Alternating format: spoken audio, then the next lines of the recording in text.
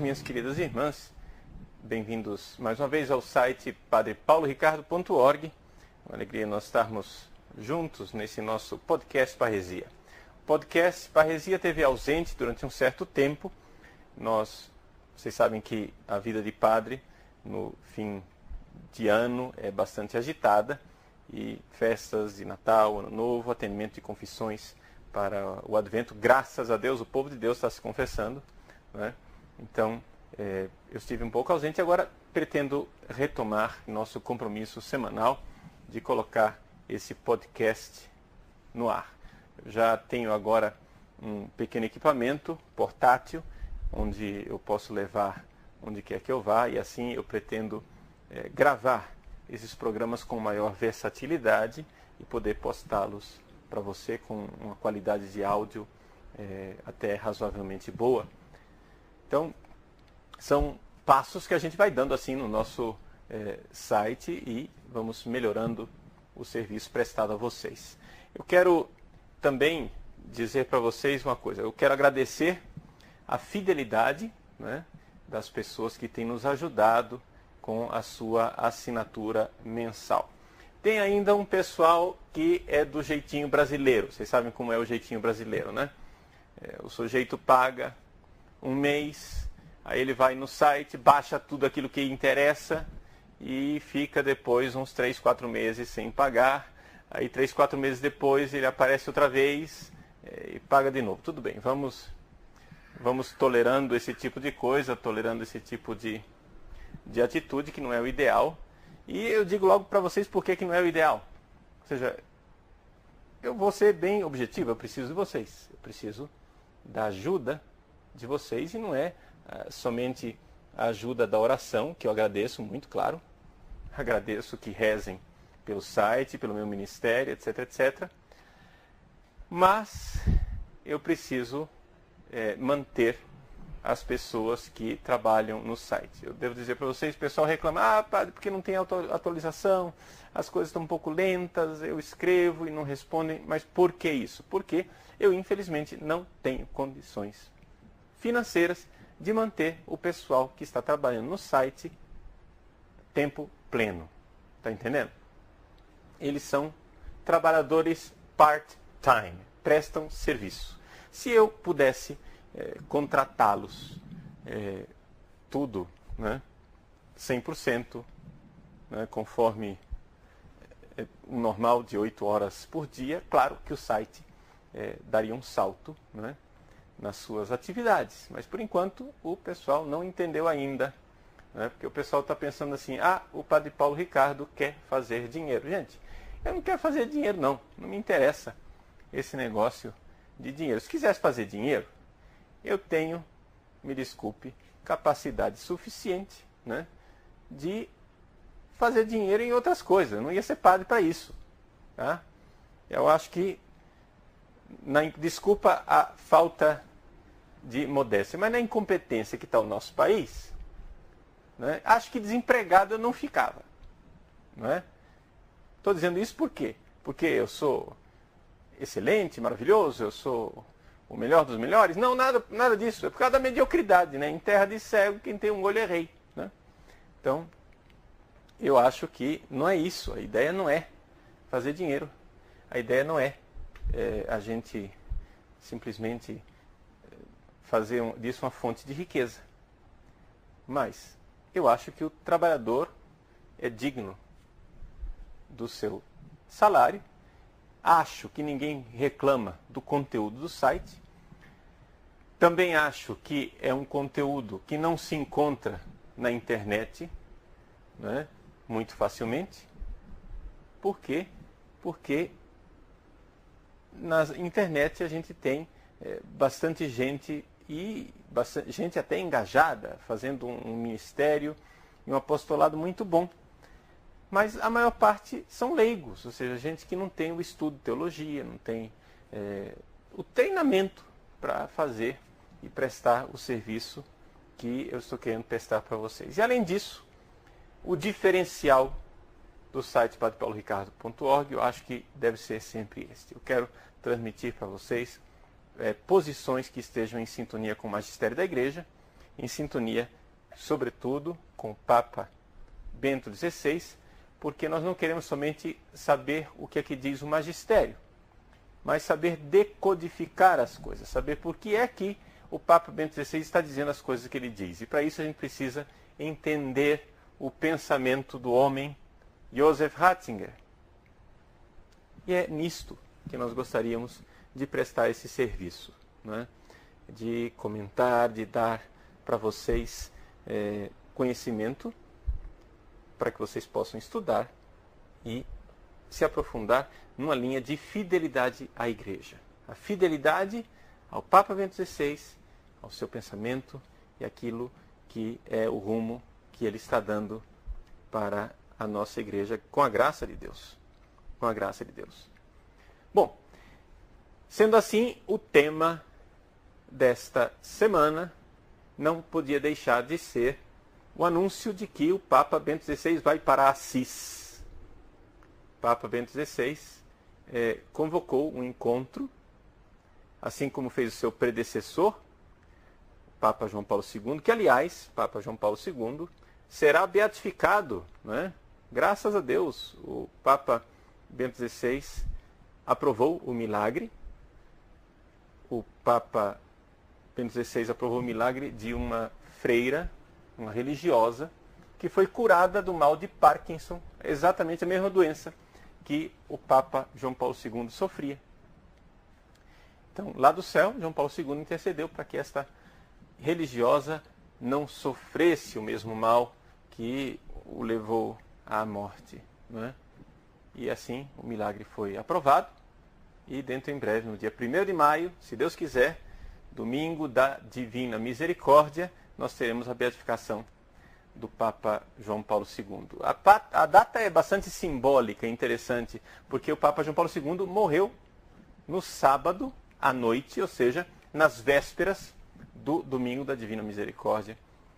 Domingo da Divina Misericórdia é esse que é uma festa proclamada por ele, porque na oitava de Páscoa, né, a Santa Faustina Kowalska, santa polonesa, como o Papa João Paulo II, tinha tido esta revelação em que Jesus pedia a ela uma festa da Divina Misericórdia no domingo da oitava de Páscoa, ou seja, depois de uma novena iniciada na Sexta-feira Santa.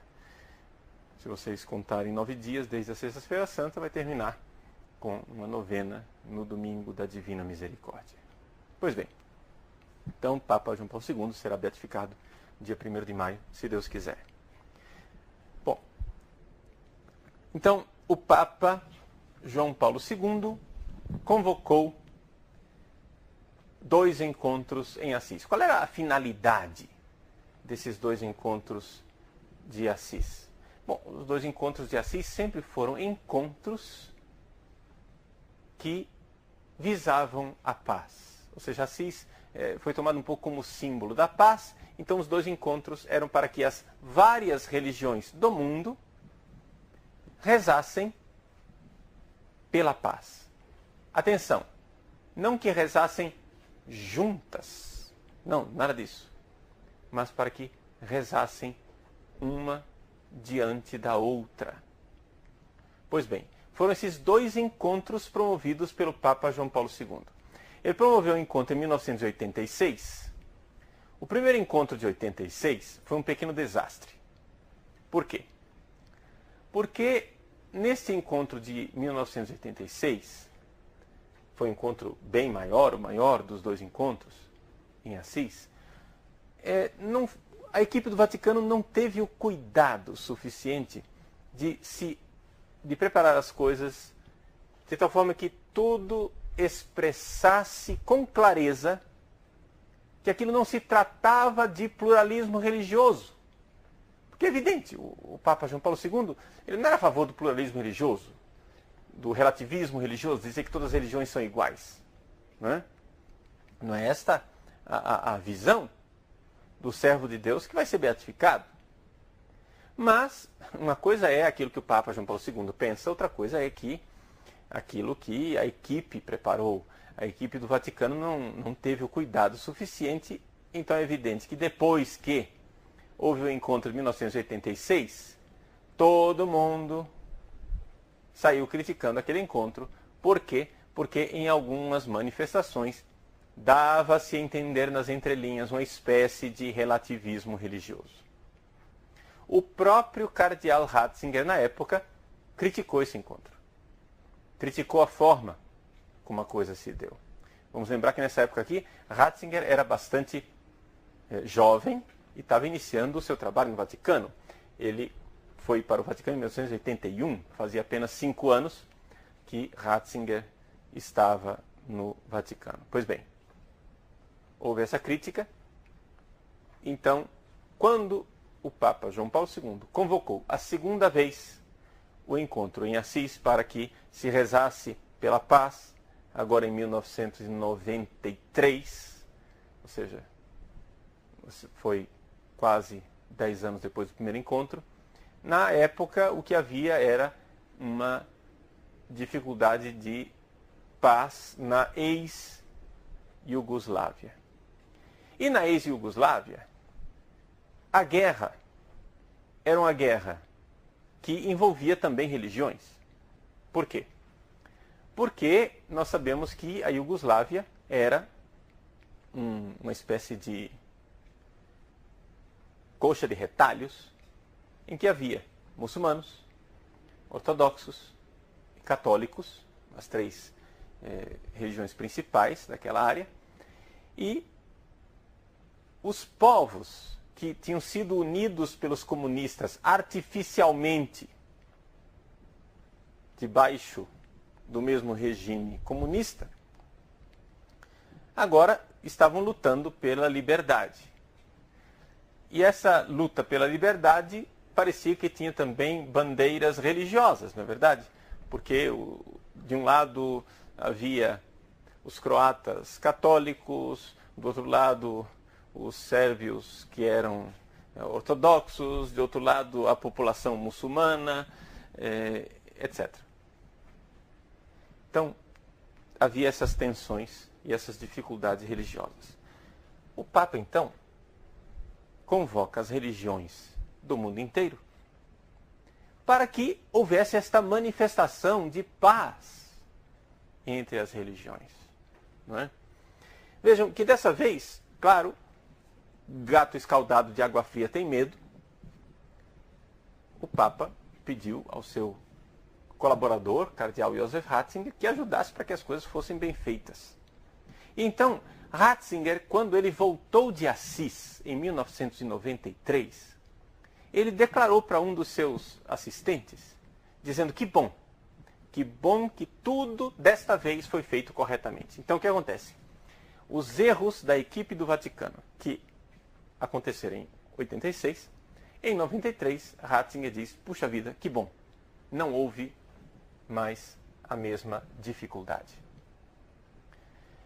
Problema é que nem tudo o que acontece debaixo do olhar do príncipe. Ou seja, na cidade de Assis, em outras igrejas, longe da vista do Romano Pontífice, longe da vista do cardeal Joseph Ratzinger, que estava lá cuidando para que as coisas fossem feitas corretamente, na cidade de Assis, em outras igrejas católicas, em templos católicos, aconteceram manifestações terríveis, em que ídolos pagãos eram colocados em altares católicos e pessoas de religiões pagãs podiam fazer, então, no nosso templo sagrado, uma manifestação religiosa. É claro que isso clama aos céus, todo mundo ficou indignado.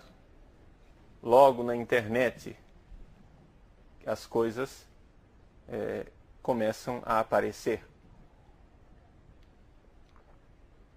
Na época, a internet era incipiente, era um fenômeno que começava, né? Mas depois, quando a internet se firmou, né, com o passar dos anos, o protesto contra Assis se tornou algo constante nos vários movimentos, principalmente o pessoal mais conservador e, sem dúvida alguma, entre os tradicionalistas. Bom, diante disso tudo, diante da primeira tentativa, 86, que teve grande dificuldade. Diante da segunda tentativa, 93, que foi um sucesso parcial, porque é que Bento XVI agora arrisca mais uma edição de Assis. Não é? Quando ele mesmo, é evidente, é contra qualquer manifestação de pluralismo religioso. Vamos recordar uma coisa bem clara, que foi Joseph Ratzinger quem escreveu a Dominus Jesus. Não é? A instrução Dominus Jesus, que nós comemoramos no ano de 2010, 10 anos de publicação, no dia 6 de agosto, foi assinada pelo cardeal Joseph Ratzinger e aprovada diretamente pelo Sumo Pontífice, o Papa João Paulo II. Então é evidente que João Paulo II e Joseph Ratzinger não são homens relativistas, eles não são favoráveis a um relativismo religioso. Então, vejam, o que eu estou tentando aqui raciocinar com vocês é o seguinte: vamos primeiro partir da análise dos fatos com uma certa benevolência, porque sem benevolência não dá para a gente se entender. Né?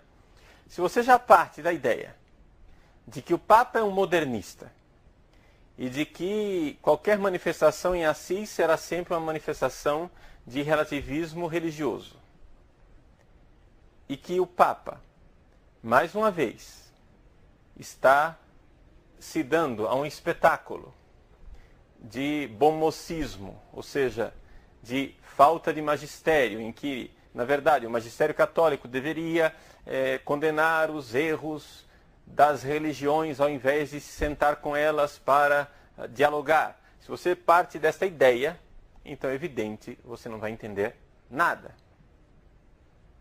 Então vamos, por favor, baixar os ânimos e vamos entender o Papa primeiro. Então, primeiro, data venia, vamos compreender que Joseph Ratzinger, Bento XVI, não é uma pessoa relativista. Foi ele quem denunciou a ditadura do relativismo. Foi ele quem denunciou o pluralismo religioso, relativista, que faz com que todas as religiões sejam iguais. Foi ele quem declarou, já inúmeras vezes, que a salvação só acontece através de Jesus Cristo e da sua igreja. E que, portanto, se estas religiões, se as pessoas que seguem essas religiões algum dia forem salvas, serão salvas por Jesus Cristo e pela sua igreja. De alguma forma, às vezes misteriosa, mas de alguma forma, através da igreja. Já, então, partamos disso, partamos dessa convicção, da clareza daquilo que já foi dito pelo próprio Romano Pontífice. Se o Papa não é um pluralista religioso, o que é que o Papa vai fazer em Assis? Essa é que é a pergunta. Né? Ora, bolas carambolas, o que é que o Papa vai fazer lá em Assis? Gente, vamos entender o mundo no qual nós estamos. E aqui é que está a dificuldade do diálogo com certos tradicionalistas, porque eles não entendem, eles não compreendem em que mundo nós estamos. Olha só. Agora, há pouco, em janeiro, nesse mês de janeiro, o Papa fez um discurso aos diplomatas do mundo inteiro. E ao fazer o seu discurso aos diplomatas do mundo inteiro, o Papa Bento XVI deu o nome aos bois e denunciou os países que estão perseguindo os cristãos. Falou de países muçulmanos onde os cristãos estão sendo mortos, assassinados. Falou de países comunistas onde os cristãos estão na cadeia. Falou de falta de liberdade religiosa. Pois bem, aqui está o grande ponto. Nós estamos num mundo onde a Igreja Católica só tem um país onde ela é a religião majoritária, indiscussa, que governa e domina. Chama-se Estado-Cidade do Vaticano. Acabou. Acabou, não tem mais nada.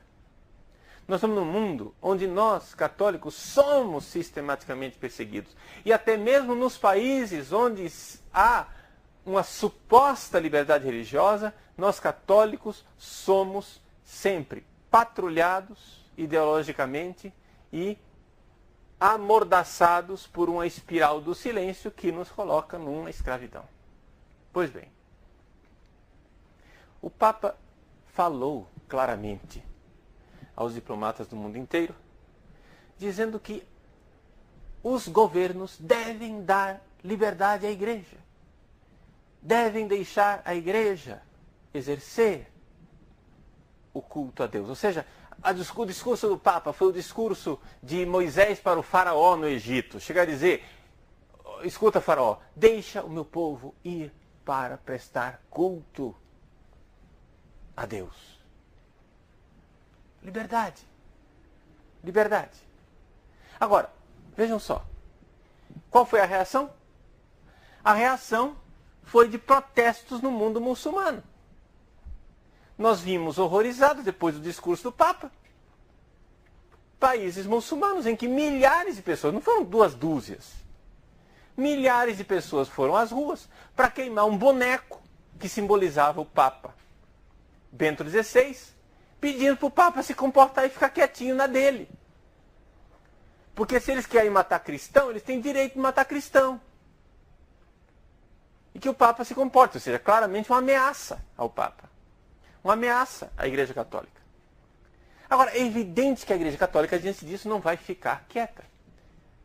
Então, meu querido irmãozinho tradicionalista, diante destes fatos reais, atuais, hoje, aqui e agora, tá?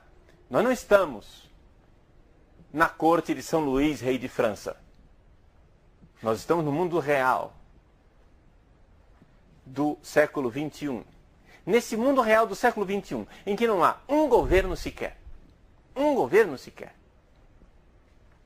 que seja professamente católico e que queira defender a Igreja, qual é o discurso que a Igreja deve adotar? O que é que você sugere? Que a Igreja diga que ela tem o direito de existir e que todas as outras religiões não têm o direito de existir porque o erro não tem direito de existir. E que, portanto, as religiões devem ser extirpadas da face da terra e a Igreja Católica é a única que deve existir. É esse o discurso que você quer que o Papa faça? Sinceramente? Ora, eu acho que isso é uma coisa absolutamente fora do planeta. No mundo real, nesse mundo onde a gente vive, nesse mundo onde a gente é agredido na rua, o que nós podemos lutar, o que nós podemos pedir é liberdade religiosa. E que as religiões se reúnam, não para lutar umas contra as outras, não para muçulmanos matarem católicos, mas para, juntos, lutarmos pela liberdade religiosa onde quer que ela esteja no planeta. Eu acho que isto é um projeto político sensato. Eu acho que isto é algo factível. O Papa Bento XVI irá fazer em Assis a continuação daquilo que ele fez em Ratisbona, em Regensburg, naquele famoso discurso, naquela aula magna que ele fez na universidade, onde um dia ele foi professor, em que ele falou e convidou os muçulmanos a se sentarem à mesa do diálogo conosco, para juntos, sim, dialogarmos a partir da razão. Ou seja, que a gente possa falar usando a racionalidade e como pessoas civilizadas, ao invés de ficarmos cortando as gargantas uns dos outros,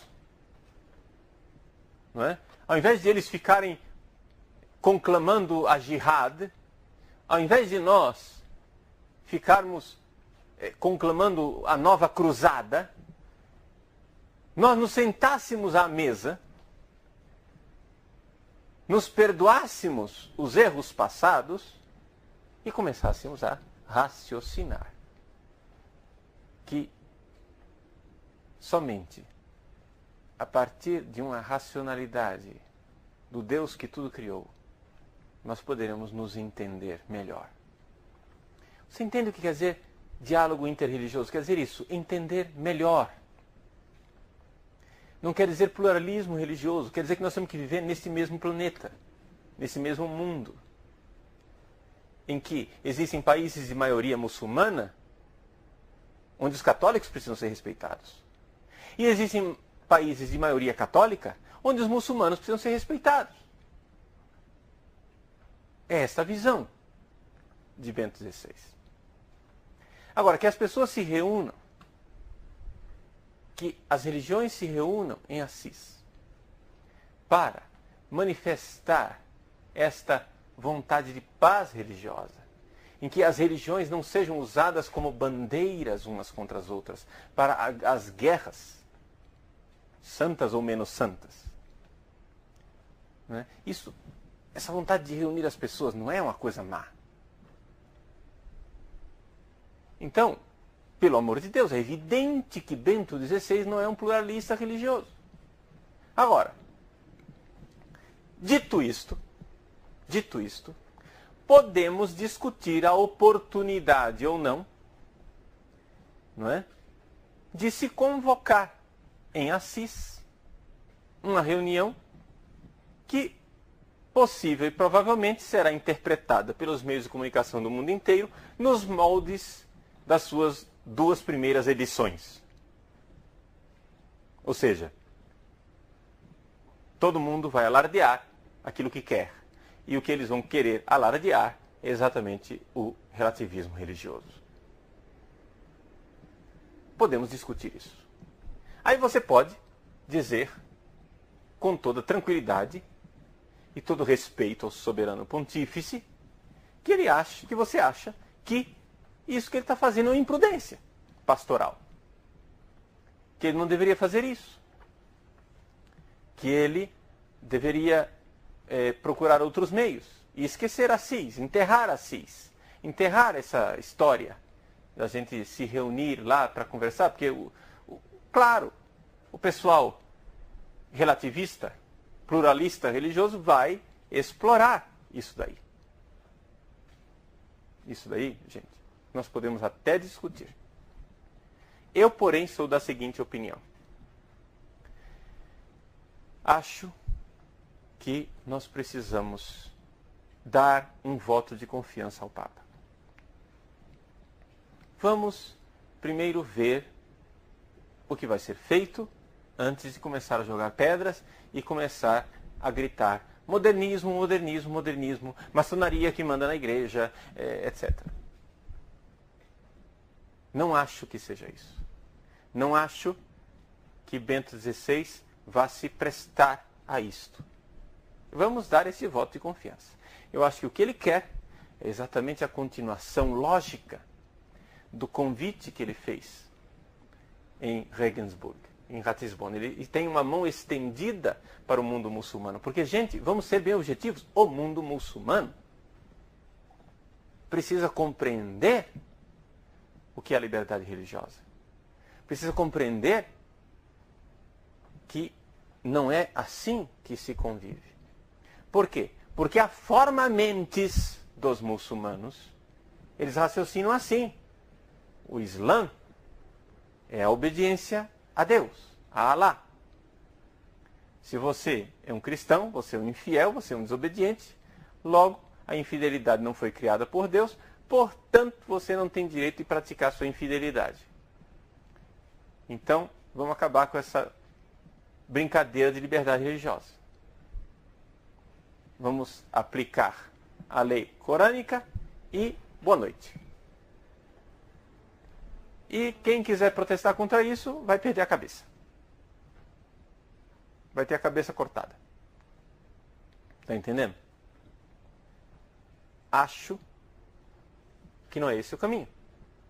Se não é esse o caminho, se isto é errado para eles, meu irmão, é errado para nós. É errado para nós. Tem que haver, aqui na política internacional, tem que haver isonomia. Não é? Nós temos que entender isso. E ainda mais, pelo fato de que nós estamos numa posição nada hegemônica. Ou seja, não há nenhum país onde a fé católica seja a cultura hegemônica. Não é? Nós temos que viver e começar a pensar, mais uma vez, como os primeiros cristãos. Como eram os primeiros cristãos? Os primeiros cristãos não viviam no Império Católico. Eles viviam no Império Pagão. O Império Pagão que os perseguia. O Império Pagão que os levava às feras. Que os queimava vivos nos jardins de Nero. Que os crucificava. Que os decapitava. Esse era o Império Romano no qual viviam os primeiros cristãos. Ora, esses cristãos não eram relativistas religiosos. Tanto não eram relativistas religiosos que, para não oferecer um pouquinho de incenso aos deuses pagãos, ao imperador como deus pagão, eles se arriscaram a perder a própria vida e de fato perderam. Muitos perderam. Muitos morreram mártires para não ser pluralistas religiosos. Se os primeiros cristãos fossem pluralistas religiosos, não haveria mártires, é evidente. Eles chegariam diante da estátua do imperador e diriam assim, puxa vida, a religião deles é boa, é tão boa quanto a nossa, nós precisamos respeitar a religião deles, então vamos oferecer, o que é isso? Um pouquinho de incenso. Afinal, é o mesmo Deus. Os primeiros cristãos não fizeram isso. Os primeiros cristãos morreram para não fazer isso. Então é evidente que o Papa Bento XVI e nós temos esta mesma fé dos primeiros cristãos. Nós não iremos oferecer culto a deuses pagãos. Nós não iremos fazer isto. Agora, ao mesmo tempo, os primeiros cristãos, como diz São Paulo na primeira carta aos Coríntios, os primeiros cristãos tinham que conviver no meio dos pagãos, senão eles tinham que sair do mundo, diz São Paulo. Eu não digo isso, diz São Paulo, para que vocês se comportem assim com os pagãos, senão vocês não têm que sair do mundo. Não tem que sair do mundo. Vocês têm que aprender a conviver com os outros. É a conclusão evidente daquilo que São Paulo está dizendo. Então, como é que os primeiros cristãos viviam? Eles viviam e conviviam com aquelas religiões sem prestar culto àqueles deuses. Eles viviam e conviviam sem precisar do apoio do Estado. Eles viviam e conviviam como bons cidadãos. Como bons cidadãos. Rezando até mesmo pelo imperador que os massacrava. Para que ele se convertesse, evidente. Para que ele conhecesse a verdade. Mas os primeiros cristãos sabiam viver sem um Estado que os patrocinasse. Por que é que nós insistimos em querer Estados que nos patrocinem? Por que é que nós, cristãos do século XXI, precisamos viver com saudades da Idade Média? Ou seja, eu acho que não é justo, não é nem sequer verdadeira a visão romântica de uma Idade Média. De uma Idade Média em que tudo era lindo, porque os reis eram todos católicos e todo mundo obedecia ao Papa. Ora, basta estudar um pouquinho de história da Igreja para você ver que isso é uma verdade muito romanceada e muito longe da realidade. Quantas tragédias aconteceram dentro da hierarquia da Igreja exatamente porque a Igreja estava metida na luta o imperador, na luta com os reis, ou querendo se aproveitar também do poder temporal. Quantas tragédias aconteceram? Quantas coisas ruins aconteceram durante a Idade Média? Então não podemos olhar para trás, viver de costas para o futuro, olhando para trás, fazendo do passado o nosso porvir. Não creio que isso seja um sonho factível. Acho que nós devemos, sim, fiéis à tradição e ao passado, gerar o futuro, sabendo que o nosso futuro aqui na Terra não será um paraíso. É revolucionário querer um paraíso aqui na Terra. Se é revolucionário a esquerda pensar num paraíso futuro, que eles irão atingir pelo seu socialismo, é também revolucionário nós querermos atingir um paraíso aqui na Terra, trazendo o passado para o presente, porque não haverá paraíso aqui. O que haverá é o reino de Deus que vem dos céus, não confeccionado por nós, mas por graça. Não porque nós conseguimos dobrar os reis de toda a terra e fazer os católicos. Não acontecerá o reinado de Deus através de um triunfo temporal da igreja. Enquanto isso, então, se isto é verdade, se é verdade que a igreja irá seguir o caminho do seu divino fundador, a sua paixão, morte e ressurreição, se é verdade que a igreja, a esposa de Cristo gloriosa, Jerusalém celeste, irá descer do céu e não será gerada por nenhum poder humano, por nenhum intento mundano, então, como é que nós devemos agir? Nós devemos agir como cristãos que permanecem firmes à sua fé, a Jesus Cristo, nosso Senhor, único Salvador e Senhor de uma única igreja, a Santa Igreja Católica Apostólica Romana. E, fiéis a Ele e à sua igreja, viver neste mundo com o governo que tivermos. Sempre querendo melhorá-lo, claro, se pudermos.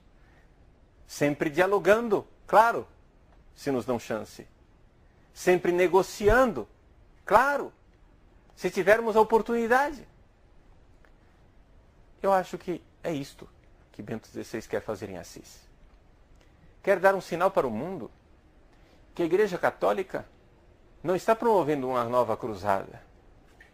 Que a Igreja Católica não está desejando impor-se violentamente à humanidade. Mas, ao mesmo tempo, a Igreja Católica não irá ficar calada enquanto é massacrada. Não. Se nós temos alguma influência moral sobre o mundo, precisamos utilizá-la e convencer todos os homens de boa vontade, católicos e não católicos, crentes e não crentes, de que nós podemos e devemos servir a Deus e precisamos de liberdade para isto. Por isso, a mensagem de Bento XVI é a mensagem ao faraó. Deixe o meu povo livre para prestar serviço a Deus, para louvá-lo e glorificá-lo.